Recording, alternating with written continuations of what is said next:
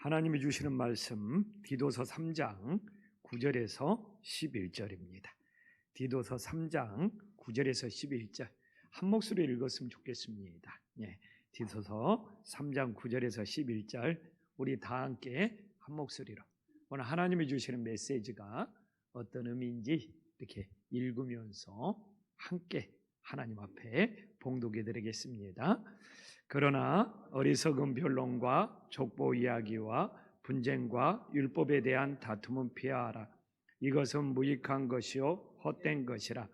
이단에 속한 사람을 한두 번 훈계한 후에 멀리하라.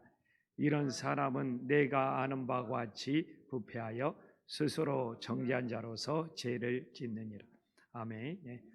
오늘 이렇게 디도서를 우리 성도님들과 나누는 시간이 10번째 시간이 되었습니다. 그래서 다음 주 한 주만 하면 디도서가 11번 강해를 통해서 이렇게 마무리가 됩니다. 그래서 저는 디도서 다음에 이 전도서를 준비하고 있습니다. 그래서 전도서를 우리 성도님들과 함께 나누는 것도 굉장히 의미가 있을 것 같아서 이미 이렇게 전도서를 이렇게 강해하는 준비를 하고 있습니다. 그래서 디도서가 금주와 다음 주면 또 이렇게 아름다운 마무리가 이루어질 줄 믿습니다. 오늘 10번째 시간에 디도서를 통해서 하나님이 주시는 것은 예수님의 복음을 전하면서 우리들이 피해야 될 것들이 무엇이냐.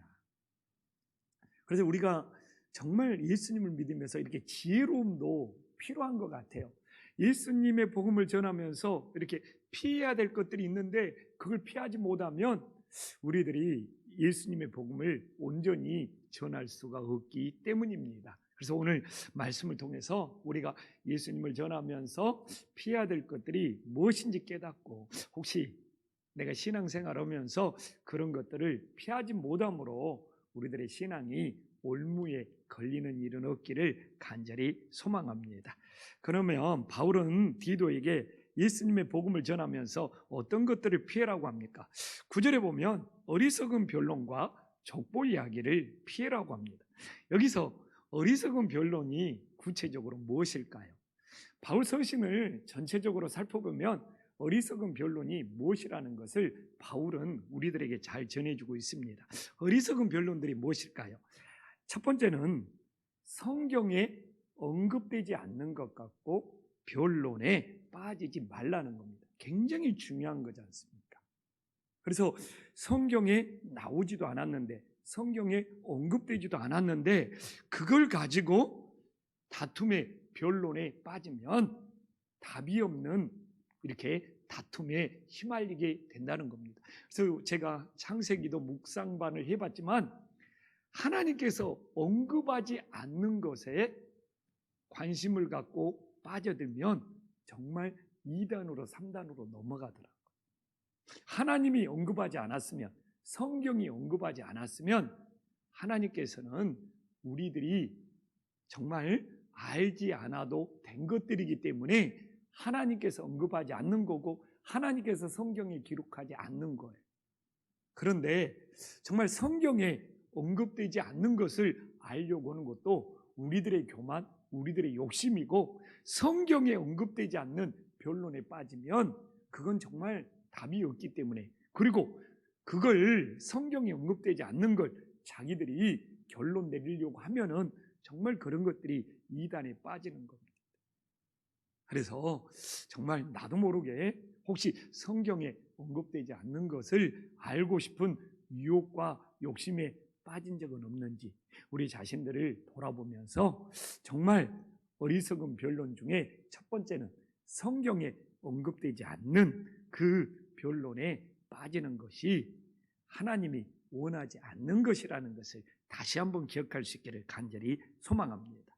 또한 바울은 어리석은 변론에 빠지지 말라가는 이 두 번째 변론은 무엇입니까? 성경에서 여러 가지 해석이 가능한 것에 그 변론에 빠지지 말라는 겁니다. 성경은요 여러 가지 해석이 가능한 것들이 있습니다. 딱 하나의 해석으로 정답만 있는 것이 아닙니다. 저처럼 성경을 계속 묵상하는 삶을 살지만 정말 하나님의 말씀은 시대에 따라서 또한 내 처지와 상황에 따라서 여러 가지로 해석할 수 있는 거예요. 그래서 제가 요한계시록을 해석할 때도 1차적인 해석이 있고 2차적인 해석이 있고 3차적인 해석이 있다. 1차적인 해석은 성경을 제일 처음 듣는 사람들의 입장에서 해석하는 거다. 계시록을 제일 처음 누가 듣느냐? 초대교인들이 듣는다. 초대교인들이 어떻게 들었을까? 이게 1차적인 해석이다. 그 다음에 현재 우리들이 듣는, 정말 우리의 상황에 맞게 우리들이 듣는 2차적인 해석이 있다. 그리고 계시록이 미래에 이루어질 3차적인 해석이 있는 것이다. 근데 성경은요, 그 성경 말씀을 제일 처음 들었던 그 1차적인 대상들이 있는 거예요. 그래서 제가 장로님들하고도 성경 묵상하면서 그 장로님들이 요한복음을 찾아서 이 요한복음을 제일 처음 듣는 사람들은 누구냐? 예수님이 전할 때 이 예수님의 말씀을 12제자다. 그래서 1차적인 해석은 12제자들이 요한복음에서 예수님의 전하는 말씀을 어떻게 들었느냐? 이 입장을 무시해버리면 안 된다. 그렇게 장로님들과 성경 말씀을 나눈 적이 있습니다.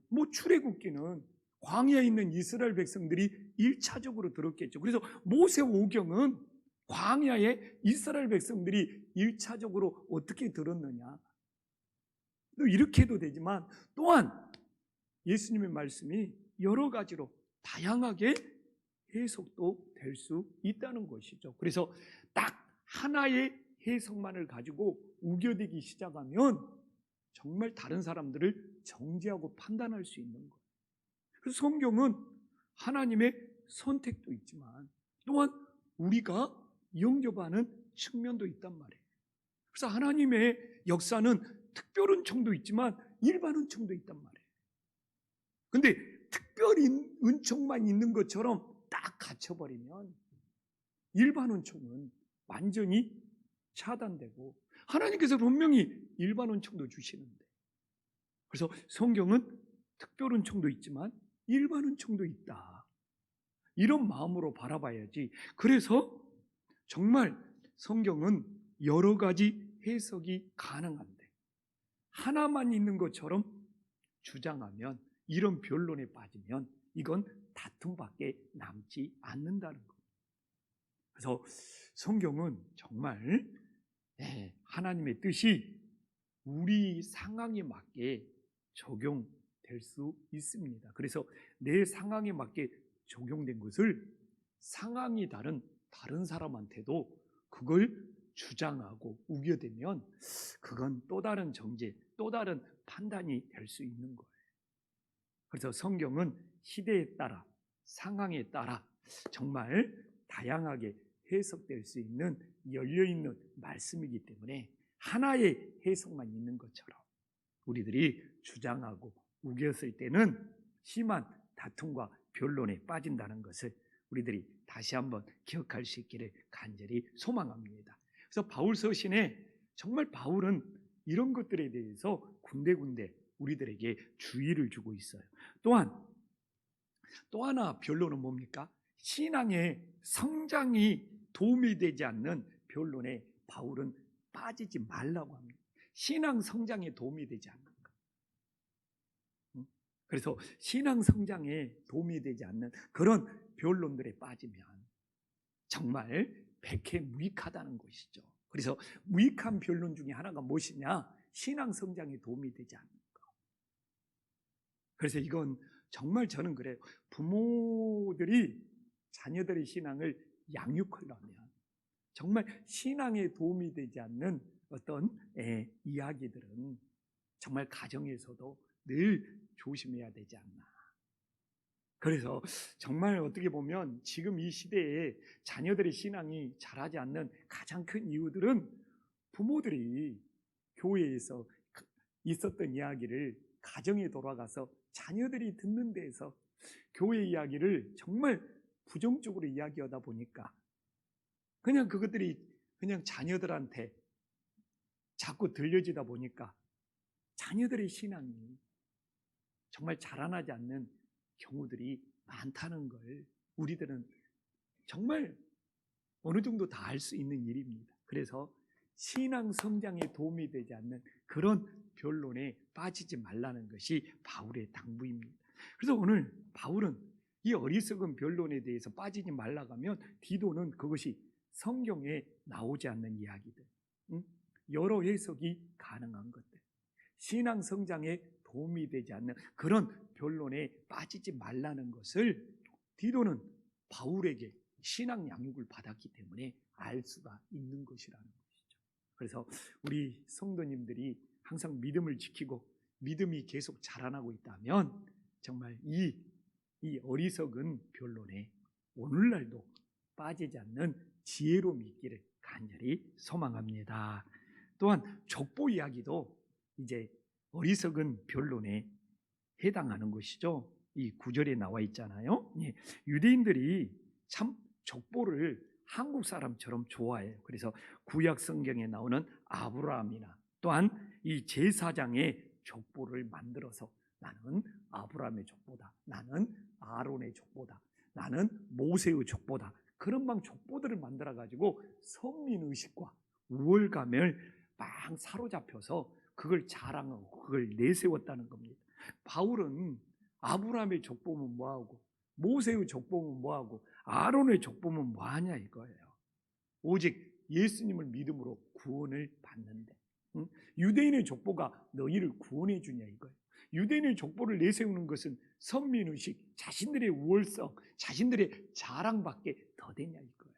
그래서 바울은 철저하게 구원은 오직 예수님을 통해서 이루어지기 때문에 그런 유대인들에게 해당되는 것이죠. 그 유대인들이 무슨 제사장 가문이다, 무슨 선지자 가문이다, 무슨 예언자 가문이다, 나는 다윗의 가문이다, 그런 어리석은 족보의 논쟁에 빠지지 말라는 바울의 이런 당부가 있음을 알 수 있습니다. 우리나라도 족보 좋아하잖아요. 그러나 정말 그 유대인의 족보에 빠지지 않는 것처럼 우리도 세상의 가문, 세상의 족보에 빠지지 않고 오직 예수님의 이름으로 구원받는 믿음의 가문, 믿음의 족보들이 될 수 있기를 간절히 소망합니다. 또한 바울은 이제 이 율법에 대한 다툼도 이 피해라고 합니다. 분쟁과 율법에 대한 다툼도 피해라고 합니다. 그러면 당시에 이 분쟁과 율법에 대한 다툼은 딱 세 가지입니다. 정결법 문제예요. 정결법 문제. 또한 할례 문제입니다. 또한 안식일 준수의 문제입니다. 예수님이 공생의 3년 동안 바리새인들이 예수님을 트집 잡았던 것이 세 가지입니다. 정결법 문제. 그래서 예수님과 예수님의 제자들이 손을 씻지 않고 음식을 먹으며 바리새인과 그 서기관들이 와서 너희들은 왜 정결법을 지키지 않느냐, 너희들은 왜 율법의 그 손 씻는 정결 이것 갖고 끊임없이 시비를 걸었어요. 그리고 여러분들이 또 하나 알다시피 할례 문제, 할례를 받아야지 구원을 받는다. 그래서 심지어는 유대인의 그 어떤 탈무드의 기록을 보면 유대인이 배를 타고 가다 정말 풍랑을 만나서 이 배에서 이제 실족을 했습니다. 그러면 그 사람들의 장례를 치렀을 때 유대인들은 그 배를 타고 가다 죽은 사람이 구원을 받았느냐 안 받았느냐를 그 사람이 배를 타고 가기 전에 할례를 받았느냐 할례를 받지 않았느냐 이걸 따져가지고 할례를 받았으면 그 사람은 구원받은 사람이야 하면서 구원받은 식으로 추모제를 내리고 그 사람이 배를 타고 가기 전에 할례를 받지 않았어 그러면 구원받지 않는 방식으로 추모제를 지낼 정도로 유대인들은 이 할례 문제가 중요한 거예요. 그래서 이 예수님을 믿는 사람들에게도 예수님도 믿어야 되지만 꼭 할례까지 받아야 된다고 우겨대는 유대인들이 있었다 이거죠. 그래서 하나는 정결법 문제, 또 하나는 할례 문제, 또 하나 세 번째는 뭡니까? 안식일의 준수 문제라는 거. 그래서 안식일은 1km 이상 걸어다니면 안 되는 거예요. 1km가 그러니까 딱 1km를 채우면 안 돼. 999m가 돼야 돼. 이게 1km의 반경을 벗어나면 안식일을 어기는 것이 되는 거예요. 그래가지고 단지 이렇게 정결법, 할례 문제, 안식일 문제 갖고 세칙들이 막 더해져 있어요. 더해져 있어. 심지어는 안식일에 가다가 여자하고 눈만 마주쳐도 음욕을 품은 거다, 음욕죄다, 막 그런 세칙들이. 나는 오늘 하루를 지내면서 여자분들하고 얼마나 내가 눈을 많이 마주쳤을까요? 그 마주치는 만큼 내가 음욕죄를 지었기 때문에 하나님 앞에 막 이런 막 율법의 세칙들이 막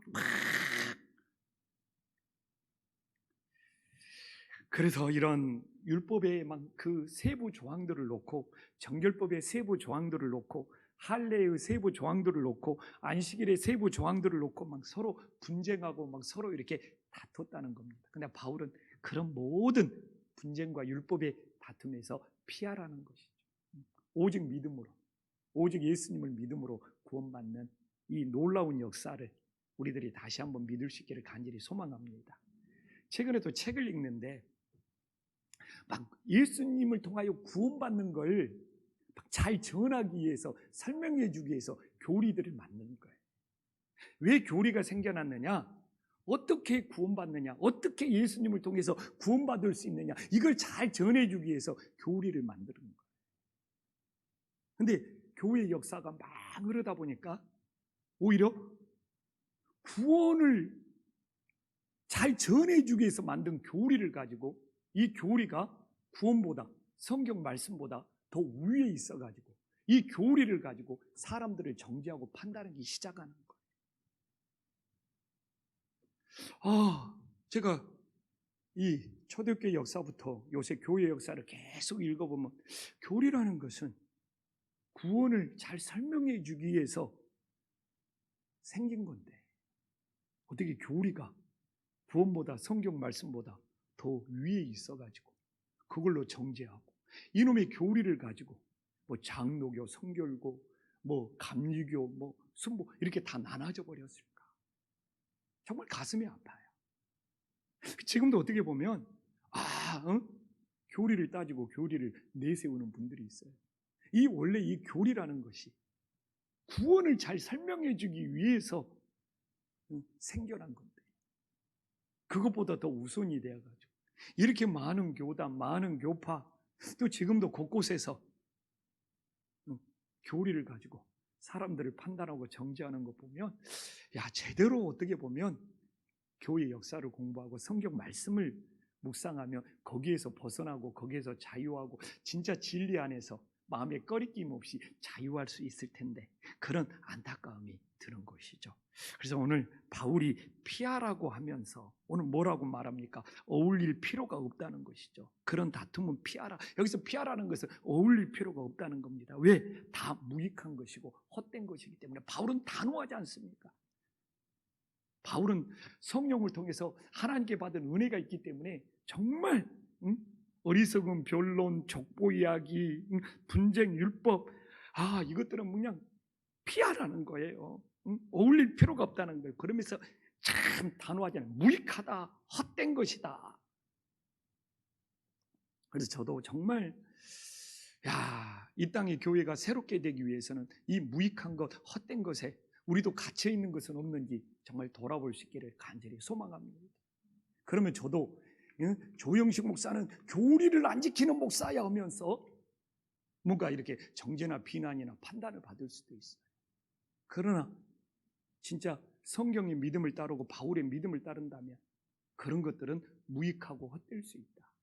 오직 예수님과 그 말씀을 따르는 것이 진짜 구원이요, 진짜 믿음이 되는 것을 우리가 바울의 신앙처럼 다시 한번 점검해 볼 수 있기를 간절히 소망합니다. 그래서 이제 오늘 바울은 그거예요. 오늘 9절이 지나치다 보면 어리석은 변론이나 족보예견이나 분쟁이나 율법에 너무 빠져 들어가다 보면 10절에 이단에 속한 사람이 되어버린다는 거예요. 그런 것들을 너무 내세우고 너무 강조하고 거기서 너무 집착하다 보면 10절에 이단에 속한 사람이 되어버린다는 거예요. 실제 그러는 것 같아요.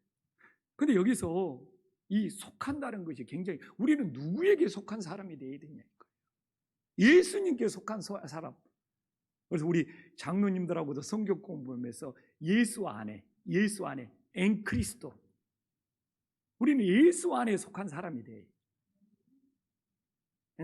정말 이단에 속한 사람, 세상에 속한 사람, 교리에 속한 사람, 교단에 속한 사람, 교파에 속한 사람, 이런 사람들이 되면 안 돼. 그래서 우리는 교단에 속한 것도 아니고, 교파에 속한 것도 아니고, 교리에 속한 것도 아니고, 세상 어디에 속한 것도 아니고, 오직 예수에게 속한 것이 내 자신의 신분이고, 우리 자신의 정체성, 우리 자신의 아이덴티티가 될 수 있기를 간절히 소망합니다. 그래서 우리는 오직 오늘도 예수님께 속했기 때문에 정말 1단계가 되어서 이렇게 예배 드릴 수 있는 것을 감사하면서 오늘도 오직 예수님께 속하여 우리 주님만 바라볼 수 있기를 간절히 소망합니다. 그런데 당시에 이단에 속한 거짓 교사들이 많았죠.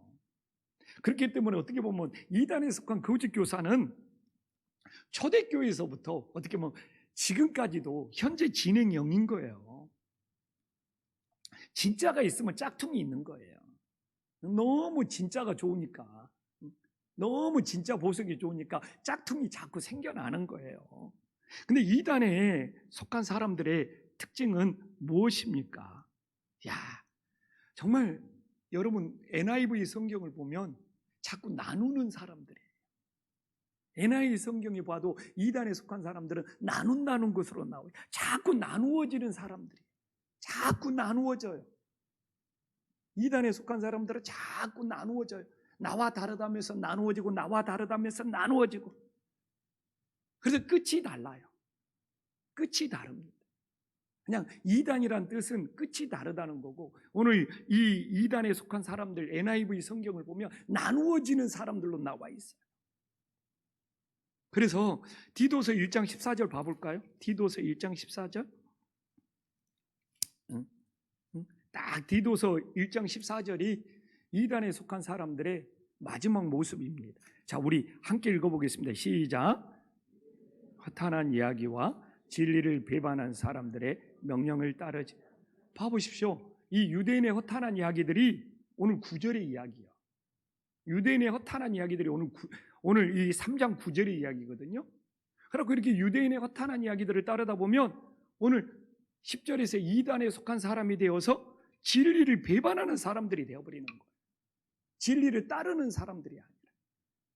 그래서 우리는 끝까지 이 말씀의 진리, 주님의 진리를 따르는 사람들이 될 수 있기를 간절히 소망합니다. 그래서 이렇게 이단에 속한 사람들은 진리를 따르는 것이 아니라 진리를 배반한다고 디도서 1장 14절에 나와 있잖아요. 그러면 이렇게 진리를 배반하고 진리를 따르지 않는 사람들에 대해서 바울은 10절에 뭐라고 합니까? 한두 번 훈계하오니 멀리하라고 합니다. 먼저는 교회가 한두 번 훈계해야 합니다. 예수 그리스도를 통해서 구원받는다는 거예요. 성경 말씀 예수님께로 다시 돌아와라는 거예요. 그래서 그 훈계를 받아들이면 어떻게 돼요? 훈계를 받아들이면 용서하고 용납해야 돼. 용납해야 됩니다. 그러나 훈계를 받아들이지 않으면 멀리해라고 말하고 있습니다. 그래서 정말 우리들의 구원의 진리는 예수님이고, 이 복음이고, 이 말씀 앞에서 우리들이 영원한 생명을 얻음을 믿으시기를 간절히 소망합니다. 그러나 이 훈계를 받아들이지 않으면 멀리해야 되는 거예요. 왜 훈계를 받아들이지 않으면 멀리해야 되느냐? 다른 사람들을 유혹하기 때문에. 다른 사람들을 유혹하기 때문에. 그러나 훈계만 받아들이면 용서하고 용납해야 돼. 근데 우리들은 너무 그냥 과거에 저 사람이 어땠다, 여기에 머물러 있으면 안 되는 거예요. 그 사람이 예수님께 얘기하고 이 말씀의 훈계를 받아들이면, 그래서 예수님께 용서를 구하면 우리도 예수님이 저 사람을 용서했는데, 예수님이 저 사람을 용서했는데, 용납했는데 나는 저 사람이 과거에 어땠어 하면서 그 사람을 용납하지 못하고 그 사람을 용서하지 못하면 이것도 예수님을 따르는 것이 아닐 수가 있는 거예요. 그래서 늘 그냥 예전에 어떤 모습으로 그 사람을 그냥 이 평가만 하고 있고 정죄만 있으면 안타까운 거죠. 예수님이 그 사람을 용서하고 용납해 줄 수도 있는 건데, 그러나 그 사람이 훈계를 받아들이지 않으면 멀리해야죠. 왜? 다른 사람들을 유혹받지 않도록. 그러면 오늘 말씀의 결론은 무엇입니까? 이단에 속한 사람들, 막 그런 사람들을 막 동정하는 사람들이 있어요. 근데 오늘 11절에 그들이 왜 이단에 속해서 그 길로 가는지에 대해서 정확히 우리들에게 전해주고 있습니다. 저도 은혜 받았어요. 11절에 보면 이러한 사람은 내가 아는 바 같이 부패하여 스스로 정죄하는 자로서 죄를 짓느니라. 자, 첫 번째는 뭡니까? 그들의 마음이 부패하였다는 거예요.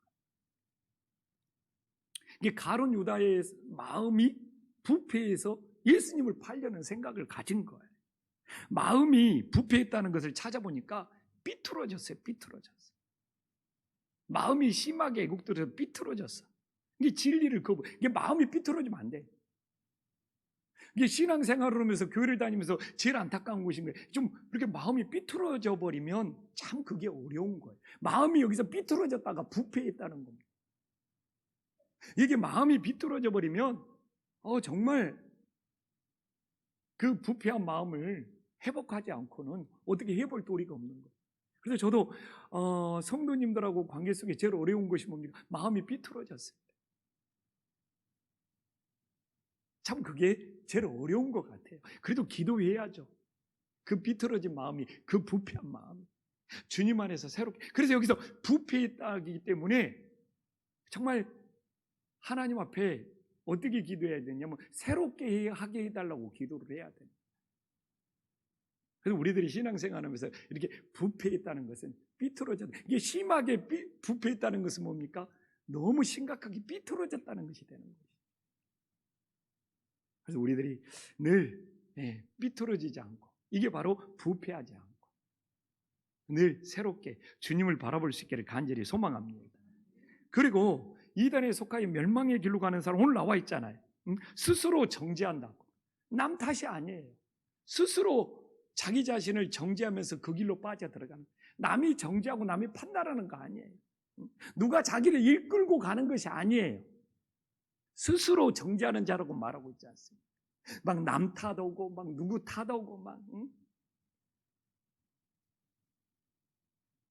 교회 다니면서 내가 신앙생활을 열심히 못하는 거에 대해서 남 탓하고 막 할 수도 있지만, 오늘 하나님께서는 스스로 자기를 정죄하는 길로 가고 있다는 것이죠. 그래서 우리는 신앙생활이라는 것은 남 탓의 문제가 아니고 늘 하나님 앞에 스스로 자신이 해결할 문제라는 것에 대해서 다시 한번 기억할 수 있기를 간절히 소망합니다.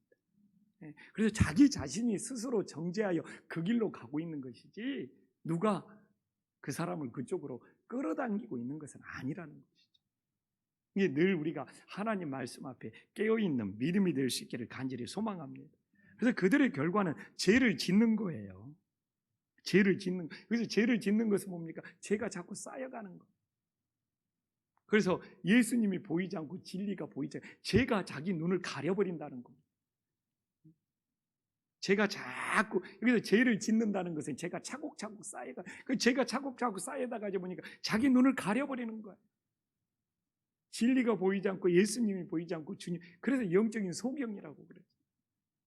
이게 죄가 자꾸 쌓여가면 안 되는 거죠. 우리는 죄가 쌓이지 않도록 늘 회개하면서 그 죄를 제거하는 은혜의 역사가 있기를 간절히 소망합니다. 그래서 잘못된 길로 가는 사람들, 이단에 빠지는 사람들, 주님과 멀어지는 사람들에 대하여 바울은 분명히 11절에 이러한 사람은 내가 아는 바와 같이 부패한 거예요. 그들의 마음이 삐뚤어진 거예요. 그리고 남 탓이 아니에요. 스스로 정죄하는 길로 가는 거예요. 그리고 죄를 지으면서 죄를 쌓아가는 거예요. 그러니까 보이지 않는 것이죠. 그래서 우리는 정말 오늘도 이런 길로 가지 않기 위해서 우리는 이미 답을 찾았지 않습니까? 누구에게 속해야 되느냐? 예수님께 속해서 정말 어리석은 변론에 빠지지 않고 오직 하나님의 말씀을 붙잡고 정말 끝까지 진리를 따르는 하나님의 자녀들이 될 수 있기를 간절히 소망합니다. 기도하겠습니다. 천지의 주제시여 지극히 높으신 하나님 아버지, 오늘 우리가 바울을 통하여 피해야 될 것이 무엇인지를 깨닫게 해주시니 감사합니다. 행여나 우리도 어리석은 본론에 빠진 적이 있다면 이제 그런 신앙을 다시 반복하지 않게 하여 주시옵소서. 성경에 나오지 않는 걸 가지고 다투고 여러 가지 해석할 수 있는 것을 가지고 한 가지만 주장하고 또한 신앙의 성장에 도움이 되지 않는 그런 어리석은 변론에 빠지는 우를 범하지 않게 하여 주시옵소서. 주님, 우리는 늘 어디에 속해 있는지 우리 자신들을 돌아보게 하여 주시옵소서. 우리는 오직 예수님께 속한 믿음의 자녀들이 되게 하여 주시옵소서. 교단에 속한 것도 아니요, 교리에 속한 것도 아니요, 오직 예수님께 속한 믿음의 자녀들이 되게 하여 주시옵소서.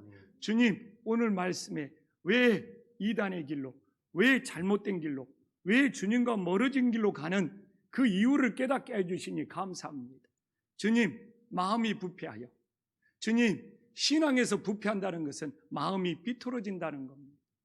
정말 우리들이 마음이 삐뚤어지는 부패함이 생기지 않도록 하나님께서 우리 중심을 붙잡아 주시옵소서.